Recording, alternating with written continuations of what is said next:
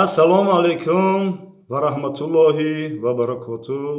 бародарони хандум, ҷавонои муҳтарам, нувасову ҳавасакову нуверакову эверакои ҷони бобош зиндаву сарбуланд бошед.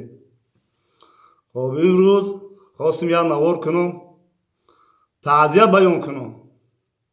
баён кунам ба конкурскуноҳ.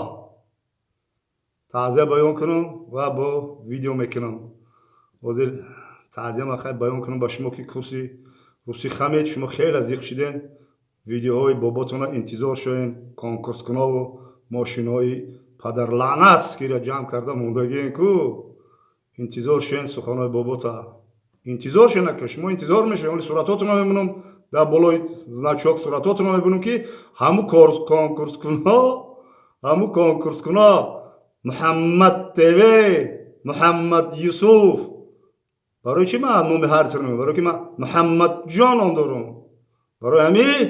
برای همنومو ما سختتر میگیریم کمتر. فهمیده؟ ولی اصلا برای شما گپ زدنی نیستم. برای که جداد کنین شما که جداد کنین چیکل بلند میخرن جداد میکنن که شما بوت جداد کنین که ما چیکل با شما گفتی بلاگرها اتویت میتم او бобо га мезана ответ метия. бобо ҳақ дора болои сари ҳар як навасааш. зиндаву сарбаланд бошен. шумо бишен нигаҳ кинед ки бобута бегаи хоб будам. хоби ба ҳазур рафта будам ки як занг шид ватсапда занг шид. вай нависондам ҳарфакӣ менависа сабшенди рӯй мекунам чӣ мегам хеле ҳарфакӣ менависа. хай салом алейк я бача салом алейк. хай ва алейкум барсалом. бобо айбира намедонӣ? ва бача чикор кардам бачаам айбира медонам.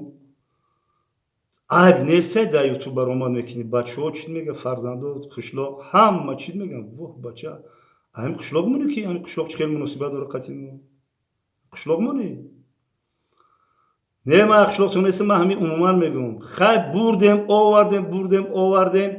من گفتم تخمیناً تو گفتم همه همسالای بچه منی. جواب داد که راست گفتی بابا جان. گفتم که دیدی راست گفتم. راست گفتم. من تجربه داشتم این سخنرانی این فکرانی سخن دارید میدونم هم میدونی بابا احسن با گپای معقوله وجود خیلی خیلی چی بازی میبره کی با گپ معقول. خب با سخن کردم بردم آوردم گفت که ای بعد سینی سال میبره تو نه در باره اسلام گام میزنی نه در باره اخلاق گام میزنی نه در باره تربیت گام میزنی نه در باره پیشرفت گام میزنی نه در باره هیچی فقط هیچی. بعد مرام گفتم که برادر تو چه خیلی میگم نه خب من در باره وطن گام نزنم. خب بردم آوردم گفت نه در باره وطن گام میزنی. بابا پودلاوی بلاوی گو ای نه خب من در باره دین مبین اسلام در باره یا نخوام گام نزنم. بردم ای خیلی بابا جون گام میزنی. اوخی بابا جون ای بای اوخی ما ای مدنیت باید عقیب نمونه باید خیلی روش موندم. همین روش موندم عیب شید اوخی برامدم در یوتیوب گپ زده استیم. وظیفه ما را شما ببینید بگم بابا گپ زده است. پستی و بلندی های زندگی گپ زده است. وقتی که او فهمید که ما وای که میدونم که وای همسال پیسرانی مرا ایجنگ دیگه گپ نکردم. اگر سینی سالی خدمت میشید با ایجنگا با سیوز کلیت شدن با تاجیکستان عزیز چخل کلیت شدن با چخل اوچیدن چخل گشنگی و سری و پاسی و بلندی و زندگی را گپ بزنم. افسوس که با یوش نمیدونه میگه بابا افسانه میگوی اما خیلی باور نکردم. خیلی بس صحبت ما چی شید اولی ایجاد ای کنکورس کنوش دارن که بابا خیلی گپ زد درباره ما گپ نمیزن. شما جداد کنن ما گپ بزن درباره شما گپ بزن. با گفت که اوکی ای با گفت طرفتی پیش بارانا یا رفتی گفتی که انا حرمت نکرد مرا انا وای نکرد پیشم نیومد پیسان نکرد تو ایزون نکشیدی پیسان وای بارانا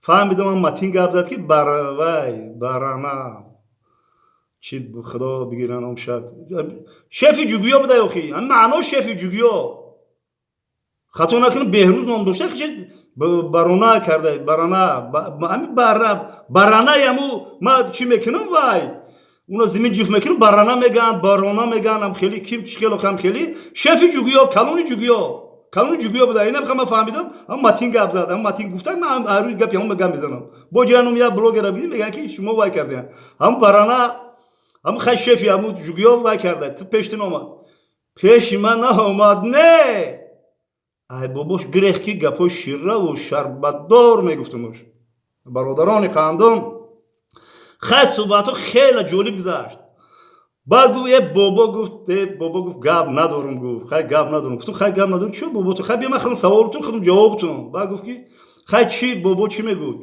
گفتم که همین ما کدام بلوگر باشه باید که اول بسم الله اعوذ بالله که گفت درباره وطن جان گپ زنه درباره پیشرفت گپ زنه درباره پیشروی و درباره مونگی و درباره همین چیزای وطن گپ زنه با مسلمانی درباره مسلمانی هم گپ زدم در کروخی اوگور بیل تیز خاکی خنکا جدا دارم کوخی و درباره اسلام جان گپ نمیزنین درباره دینی مبین اسلام گپ نمیزنین اخی گپ زنین اخی کم کم اخی اگر اسلام خشوع بود بفهمین همین بیول درباره کیمور گپ نمیزنم همه خشوع میروا ما باید لذتی هم این دنیا و هم قیامت ما دایره کردنی باشیم قرآن کریم کنستیتوسیون جمهوری تاجیکستان بابات احتیاط میکنه کنستیتوسیون جمهوری تاجیکستان قرآن عظیم شانه احتیاط میکنم در بین آب و آتشم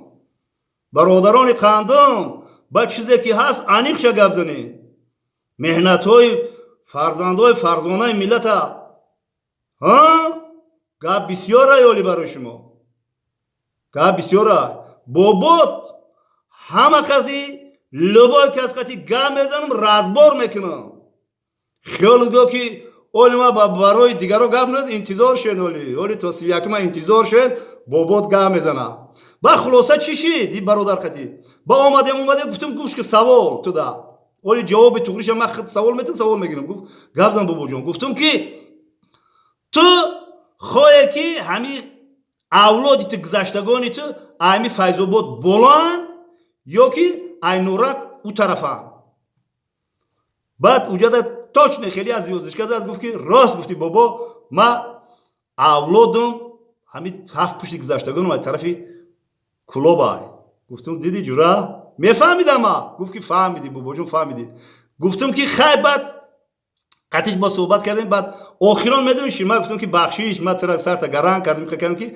همین خیلی بخشیش ایما پرسیدم خیلی بخشیش پرسید گفت که بابا جان من فهمیدم ترا من مقصد ترا دیلی ترا همه چی ترا من فهمیدم بابا جان گفت ما وای میکنم ما رسیدم ما گفتم تو رسیدی خیال کردم اون پرای سیاهوی در خشلو خمونی چی گفت که من رسیدم ما بیام حتما ترا خبر میگیرم گفتم که گوش کن خبر میگیری مرا گفت خبر میگیرم گفتم من ترام یک چیزی گفتنی هستم اگر اومدی خدا نصیبمون کرده باشه زنده باشیم صحبت میکنیم اگر مبادا بیلی تیز خاک خونو مرا اگر با سراغ ما حضرت عزرائیل بیام ما یگم دقیقه معنی میشه ما در چقمزار بابا اگر خواب باشم میره سری گوری مدام که رفته میایم یک آیت میخونی خیر خوش کردیم نام ای پیرو بودای حقیقتا قدیم صحبت کرد پیرو صحبت رو دوام زنده و سربلند باشید